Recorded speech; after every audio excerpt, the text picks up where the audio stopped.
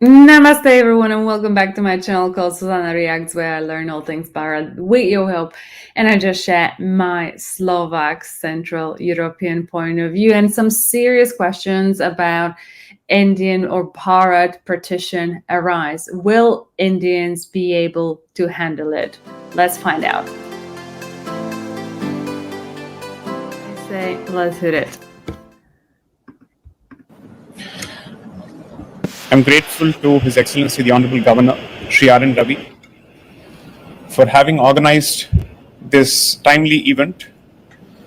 And I don't think there could have been a better campus to have this conversation than IIT Madras.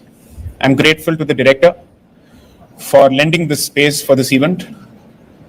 And I hope that we have some meaningful and deep conversations in the limited time that we have. As a lawyer, I struggle to contain my argumentative nature or to object. So let me start with a few objections to what was said before me. I agree fully with the need to remember the 14th of August and what it signifies. I fully agree that we must draw the lessons from the partition and the causes behind it. But perhaps I disagree with what those causes are. And I perhaps have fairly clear and strong views on what led to the partition. The standard narrative that will be taught in textbooks is that the British imposed a partition overnight,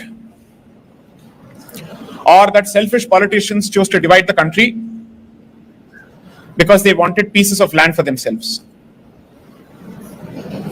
Allow me to say this with no intention to sound condescending or patronizing. These are comfortable fictions which are meant to be taught only in school textbooks. Adults shouldn't buy this. Because I don't believe that the partition was caused overnight by the British man, as if the rest of us were gullible people to walk with that particular decision without any questions being asked. It is precisely to bust comfortable myths and fictions such as these that I was forced to write the second book, titled India, Bharat and Pakistan. Because my reading of history, based on credible sources and first-hand sources, clearly tells me that the British did not divide and rule India, they exploited an existing division. There's a difference.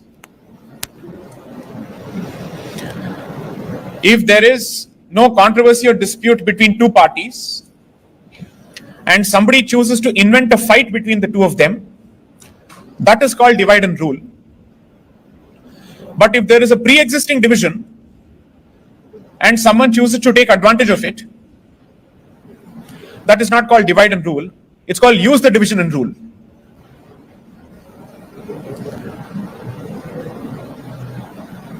The creation of our neighbors to the left and right, to the east and west, was not the product of an overnight decision of a foreigner. That decision was already taken by an existing segment of the population, at least for 200 years, before the partition. Wow. Because that division existed for at least 800 years before the partition. I'm not here to offer answers. Perhaps what I will do is that I will share a few questions so that, befitting the campus in which this conversation is happening, students go back with questions to work on, as opposed to me spoon feeding them with answers. If two segments of the population or two communities have peacefully coexisted for thousands of years, does common sense tell you that a division was created between two communities within a period of 1 year or 2 years or 5 years, if they have peacefully coexisted for thousands of years? If the answer is a no, then the basic question that you should be asking is, did they peacefully coexist for thousands of years? That is perhaps the more important question to be asked, considering the ongoing events in our neighborhood over the last few weeks. 3, let us assume for a moment that the much hated figure, namely the politician, is always cunning, is always selfish, and is looking out for his self-interest. But what do you make of the people who support those decisions? After all, the public participated in those decisions one way or the other. Partition was not a decision that was taken by a politician without support from his people. In fact, there was democratic support for the decision, which was clear from the elections of 1946. So perhaps when we wish to lessons from the partition 75 or 78 years down the line, in my opinion, these lessons should have been drawn in at least 1947 or 1948. We are doing it 75 years late. But at least now we should be framing the question properly and asking the right questions. Whether they are comfortable or uncomfortable doesn't matter. And since you are asking this question and opening up this topic for conversation in an institution that is dedicated to science, science doesn't care for sentiments, it only cares for the truth. Similarly, history doesn't care for sentiments, it only cares for the truth. Now, if you choose to fabricate history and you don't ask the right questions, you muddle those questions, you will get muddled answers and garbled answers. So if you're serious about revisiting history and drawing the right lesson based on facts, you must be open to be challenged by history. Facts presented by history, documented facts, are bound to cause discomfort and discomfiture. You must have the ability to swallow it. There is no point in saying Satyameva Jayate if you cannot handle Satya in the first place. So over the last 3 to 4 years, people like me, or even better qualified people than me, are engaged in serious pursuit of understanding history or re-understanding Bharatiya history. Because in my view, history almost tends to repeat itself.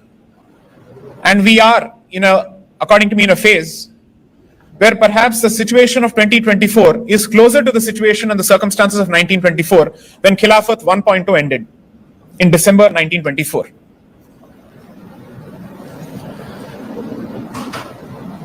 It is possible, or perhaps we are inclined to believe,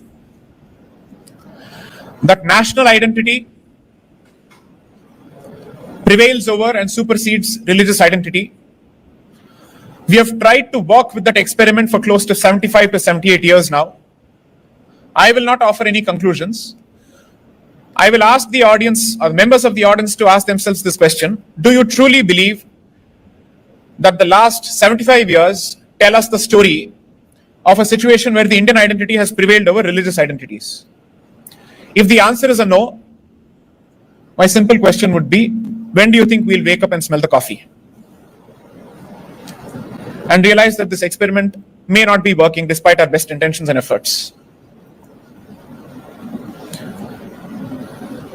History is not meant to be consumed as pastime.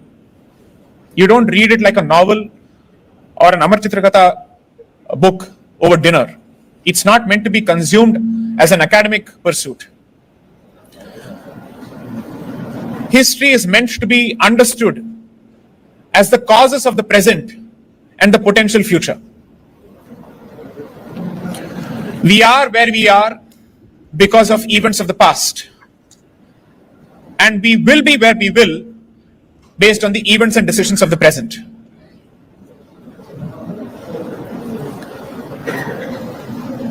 If you're a believer in karma, and if you're a believer in Bharatiya philosophy, then you must necessarily...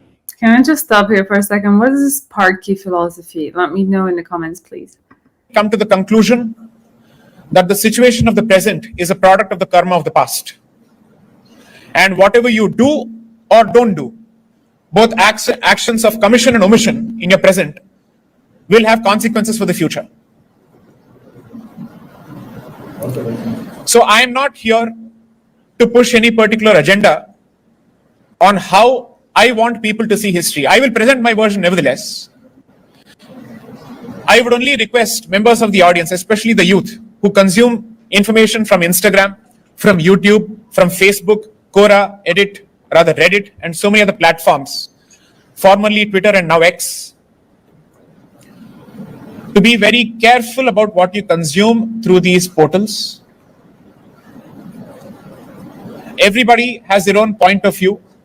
I am no exception. So perhaps you're better off consuming information through rigorous sources, and that is perhaps the most boring suggestion I can give you, which is to read more.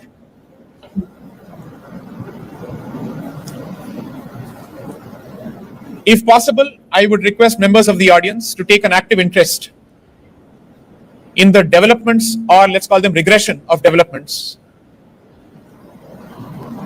on the eastern side of Bharat, in what was previously called East Pakistan and now called Bangladesh, and who knows, it might become East Pakistan once more. Please follow the developments closely. Based on your reading of the developments, ignoring everything else what everybody else has to say, please start asking certain questions. What is happening there? Why is it happening? Is it even remotely relevant to Bharat and our circumstances? If the answer is a no, great. If the answer is a yes, then you must ask yourself a few more questions. What do we do to prevent a similar situation? In my view, if you had asked people in the 1900s or even in the 1920s if they could remotely think of or predict the potential partition of this sacred land called Bharat in 20-25 years, that is after 1924 when Khilafat ended, if you had asked them in less than 25 years, do you think Bharat will be divided on religious lines? Most of them would have said impossible, not possible. We are all culturally one. Our religions may be different, but we speak more or less the same languages. We have similar cultural traits. Culture will prevail over religion, and nation will prevail over religion. That was the statement that you would have heard from people of the 1920s of Bharat. By the time they reached 1940s, mentally they understood that the situation had changed. And by the time they reached 1946, Karachi and Lahore resolutions of the Muslim League specifically told us that Pakistan was going to be a reality within a year by hook or crook, through democratic means or by force. So it doesn't take even half a century for circumstances to change or worsen. It takes less than that. It depends on how aware and prepared people are.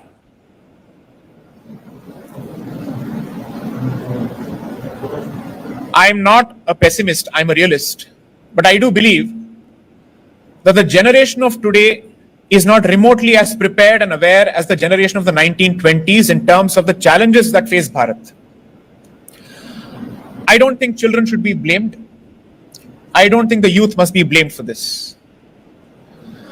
I would only request their parents to take history much more seriously, to take culture a bit more seriously. This comes from an engineer turned lawyer. So I'm not exactly the arts graduate who's basically telling you to focus on history and to ignore science. I know the value of science as much as I know the value of history and culture. You can pursue science and go to California, but your identity and culture will not leave you. So if there is one lesson that I would request students, it's a request, it's not advice. I know you have a particular hatred for that word. So let's call it just suggestion. That you should walk away with from this conversation. History is important, culture is important, identity is important. And every civilization or country which has lost its... I'll just stop here because he says that all these things are important.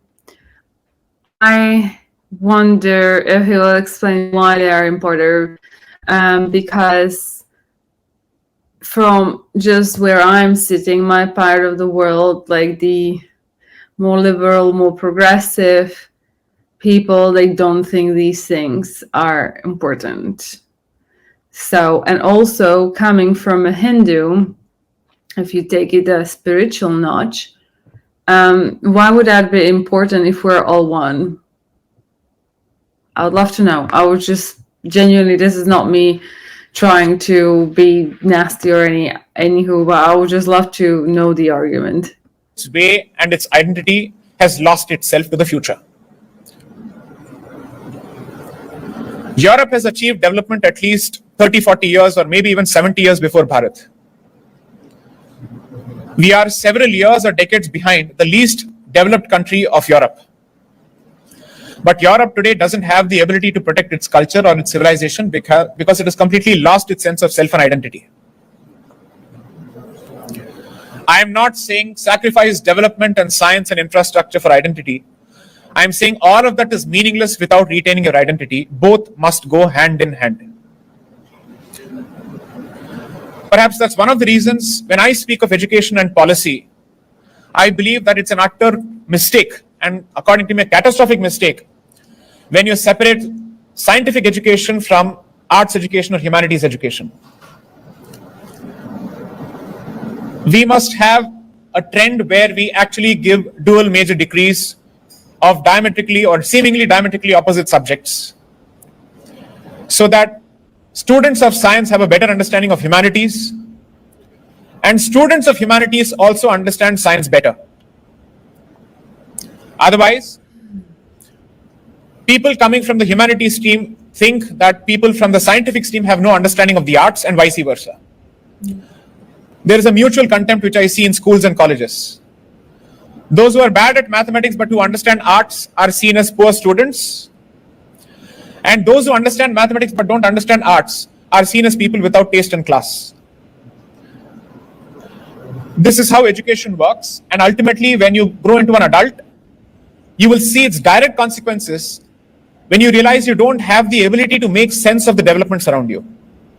Because you've been so keen on pursuing physics, chemistry, and mathematics that you don't understand, how do I make sense of the political, cultural, and national and international developments around me? Every country which is worth its salt and which takes itself seriously prepares for the future by investing in education and specifically history education.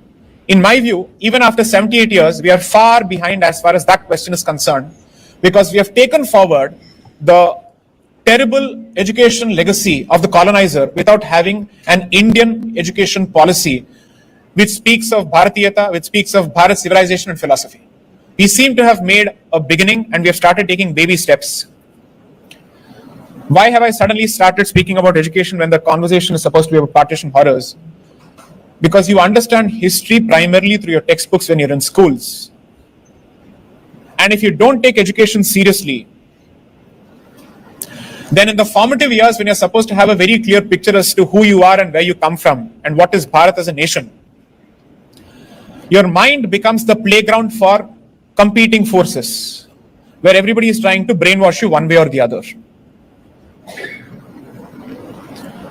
So, even in African countries, after colonization, rather decolonization or political independence, they've invested better in education policies than Bharat. Bharat doesn't need to look up to America, Singapore, or any other country for education policy on the aspect of history. It has a lot to learn from African countries, for God's sakes, such as Kenya, South Africa. With His Excellency being present here, with the Director of IIT being present here, my only suggestion would be that it's easy to reduce partition to politics or human selfishness, but there are deeper causes, much more sensitive causes, delicate causes, which may not be to everybody's liking and taste. The easier way to address this, or at least the simpler way to address this in the long run, is by capturing the causes of partition better in our history textbooks. Because there's no point in trying to convince an adult if 20 years of his school education and college education have taught him otherwise. It's very difficult for them to overcome that barrier and the preconceived notion. Investment in the future is through investment in the past, and investment in the past is through investment in education in the present. Vande Mataram, Jai Hind. So this was a very interesting video.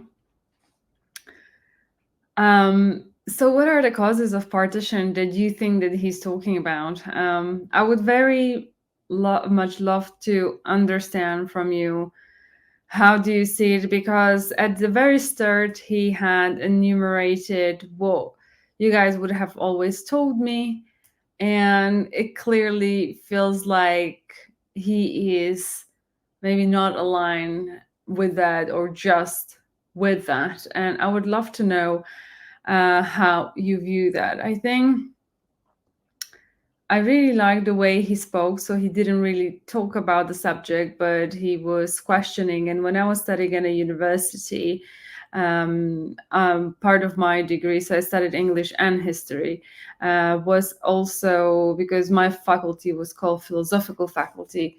You had to do a 2 semesters, so 1 year of philosophy, and they said like it's always more important to ask questions, and I didn't understand it for the longest time, but I do now. And I think he's doing a really good thing by making people to think about what the causes are, the whole question about nation over religion. Obviously, I held a lot of knowledge just from you guys on that, but that I think is pertaining to what he's saying, that you need to dig deeper. And I wonder, from your where you're sitting, what that actually means to you and what you've gotten out of this speech. I know many of you respect him, so I'd love to know your views. I think I really liked. I made a number of comments and comments notes, and I really like when he talked about investing in educational history. So I do think that we have a saying. I think that, or maybe this is a global saying. Who knows? The nation who doesn't know its past does not deserve its future. And I recently met with a Slovak foreign minister when I mentioned that I talked about India, and I kind of went to the fact saying like, all these guys are asking me about the connections, but there isn't many, and it feels like, and all these guys on the other side of the world make me buy books on Slavic history and read about that, and it feels like for me as a Slavic person, there is a lot of books that have been published in the last couple of years, which they paint a very different picture. Now, me studying history, I'm positive, for example, that Slovak history has been twisted a lot from what I have observed. And I guess what he is trying to say with the humanity and maths, because I'm like, oh my God, if someone would make me do mathematics at uni, I would personally die, because, having a double major, some people do that. Like I have a friend, she did maths and English. So there are people like that. For example, in Slovakia, for the longest time they have it. But to me, I was never an arty person. I'm never an art. I just don't understand. It's a pretty picture to me. I don't think about like what did our author try to say by that, and what circumstances led him to that. Because I feel like a piece of art is perhaps very deeply personal, and good luck being in a person's head up. So to me, it's a bit of a waste of time, but that's kind of how I always viewed it. Never was interested in that much. But I think what he's trying to say is that you need to consider the entire, I guess, social, economical context, and not cherry pick the information. I think that this is the biggest thing when it comes to it's facts. Well, there is facts, but different facts, if you don't understand the context, can lead you to very different conclusions. And yeah, perhaps there is a wider, I don't know, wider what narrative around that, or I just always find it hard to interpret or approach, especially when you're thinking and I think I mentioned this many times. I think I'm going to do a specific video on how to evaluate, not like facts, but your opinions and what are the factors that come into it, because it's just a very complex way. Just even if you are a person by yourself, there are just so many influences psychological that may stop you from interpretation and understanding things correctly. And when you when he's talking about the root causes, like you have to understand the way people thought, the way people lived, what were the other aspects. And then let's say, I'm just going to say complete nonsense. Let's say one of the root causes was the fact that there was not enough water, but then you should really understand the water system and how it was and what it influenced in order to make some sort of an educated decision. And even that, if you don't know your own biases, it's a very tricky one. I think that maybe, some things in life are a bit more obvious than the others. But everything is also the matter of perspective. Perspective is the truth. The truth and this reality is never the truth. It's just the perspective of what people think is the truth. I mean, many of you may argue, but the sun always rises. I'm not talking about these things, but when you are, like when you know that you have magnetic field or you have the sun or the moon, that's not what I'm talking about. I'm talking about like when you have things in context. This is why you have different political parties. When you have number six can be from the top viewed as number 9. And both are correct. How do we think about understanding the reality? But I would love to know what he's really getting at in this video, because he talks about this to be uncomfortable for Indians. And I would love to understand in what point. And I quite like when he talks about that it's uncomfortable because, for example, there will be facts or things in every nation's history that people will not have an easy time to swallow. And I think, and that's if you really understood your personality and who you are, and if you're really an open person to information, that should never be a problem. Because and also, especially, and it's interesting he mentions that, especially in Hinduism, right? You are a country of seekers. So, when he also talks about the hard pill to swallow, I think that if you were true to the seeking the truth, not even something ugly about, let's say, your country is going to, shake you in your identity. But it does for many people. Like, let's say if I come to you and I'll just say, Krishna never happened, it's all a lie, your entire universe would be destroyed, right? And I often think about stuff like that. So what if I, like all my belief systems just were kind of by one thing certainly wiped out by something, someone would tell me something. And I think that just almost like an existential crisis. But if you put yourself mindset and you're in a position of someone who is indeed seeking the truth, whether they like it or not, then it's a different story, because you're saying to yourself, well, I'm open to different opinions, and maybe some of them is not something I will personally like, but I guess the truth is the truth, if you like to put it that way, and you need to accept. Like, there were things definitely in Slovak history that, are something that people want to really forget. And I'm like, I think it's always important, and that's what he's getting at. It's important to understand it and learn from it. I don't think that people should chastise themselves that, I was so stupid, I believe in this, blah, blah, blah. It's not about that. It's just about being open and honest to yourself and not feel like it's going to destroy your world, but it's going to make you more acceptance of, okay, these things have happened. This is where we could have done better, or this is where I am not proud of myself and how I handle myself. But okay, I have the knowledge and now I can move forward. So this is why I think he's also emphasizing the education, and I think it's important. I think, as we all know, the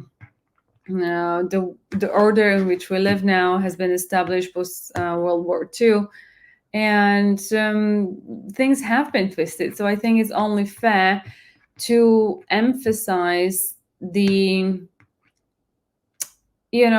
actual history and not be kind of threatened by it, but just be acceptant of that.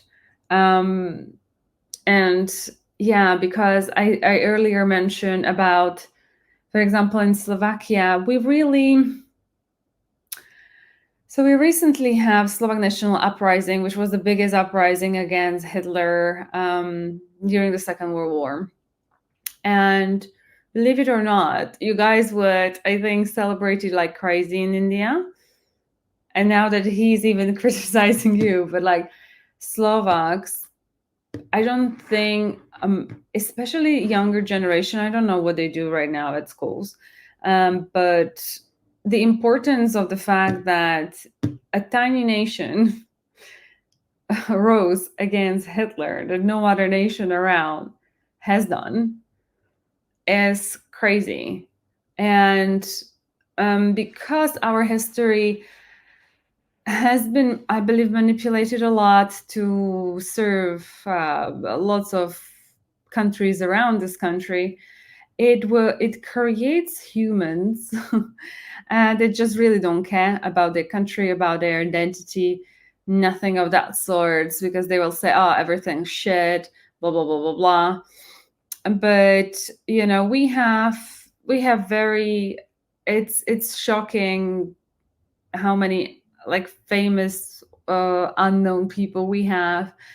It's like, there is one guy called Aurel Sorola who was even, I think, I'm reading a book on him, and he was a professor at like Zurich Technical University. He was like in kind of an inventor. He basically, the steam turbines, I don't know how to pronounce that, but he basically made them usable. So he got like this patents, and they were friends with Einstein, and Einstein consulted a lot of things with him. So he even thought that he was above him. In fact, that university that he later became professor, that he studied at in Zurich, he became a professor of polytechnics there, and he had the highest scores of getting into that uni. Not even Einstein got that score.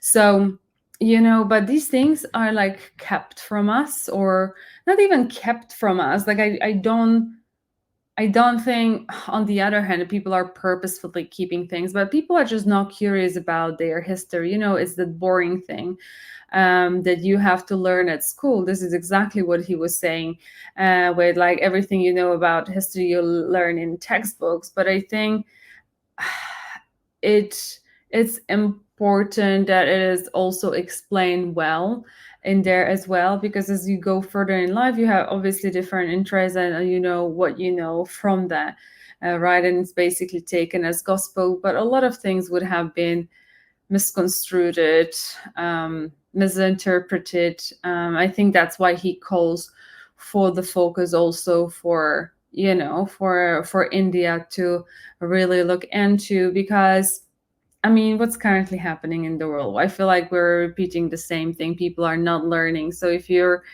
maybe are going by his logic, and if we are taking a bit notch on the grander scheme of things, then you're not able to accurately perceive what is actually going on. But yeah, there might be also other things in place, and like people, at least in the West, we're very comfortable. So when you have the money, what you want to do is to go on trips, buy expensive stuff, and just not be interested in anything but posting maybe on Instagram. Yeah, I really enjoyed this talk. So I do wonder what you guys think. Do let me know what you actually thought about it, what it has it opened your eyes? What are the causes that you think he is alluding to? Why does he think that these causes are not pleasant? In your case, I would love to know. So please do let me know in the comments below. And with that being said, thank you so much for watching this video with me. If you did enjoy, please give a thumbs up, share, like, and subscribe to this channel. And I'll see you in the next one. Until then, lots of love. Bye-bye.